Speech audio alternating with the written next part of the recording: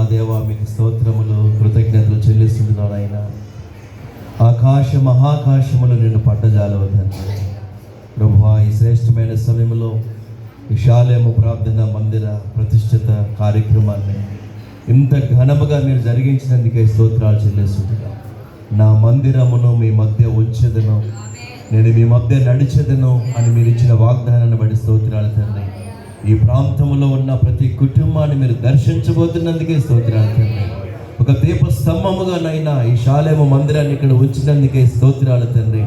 చీకటి బ్రతుకుల్లో వెలుగు నింపే దేవుడు తండ్రి, శాపమును ఆశ్చర్యకరంగా మార్చే దేవుడు నైనా, అంగలార్పుడు నాట్యంగా మార్చే దేవుడు తండ్రి.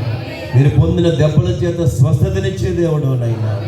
ఈ మందిరము ద్వారా సజీవమైన రాళ్ళ వల్ల ఆత్మ సంబంధమైన మందిరాలుగా అనేకులు కట్టబడునుగాక.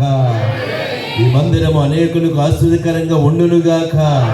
ఈ మందిరము ద్వారా అనేకులు మీ రాజ్యము కొరకు సిద్ధపాటు కలిగి ఉందురుగాక. ఈ మందిరము ద్వారా అనేకులు యేసు ప్రభువే నిజమైన దేవుడు అని తెలుసుకుందురుగాక. నామానికి మహిమ తెచ్చుకోమని ప్రార్థన చేస్తుంటున్నాం. సరిహద్దుల్లో సమాధానము కలగజేయండి నాయన. ప్రతి ఒక్కరూ నీ మందిరమును ప్రేమించి మిమ్మల్ని ఆరాధించే గొప్ప భాగ్యమును దయచేయండి.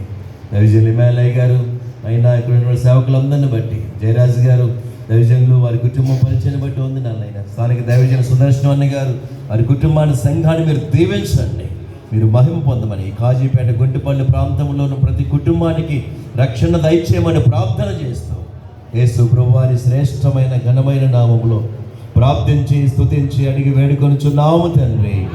ఆమేన్, ఆమేన్, ఆమేన్.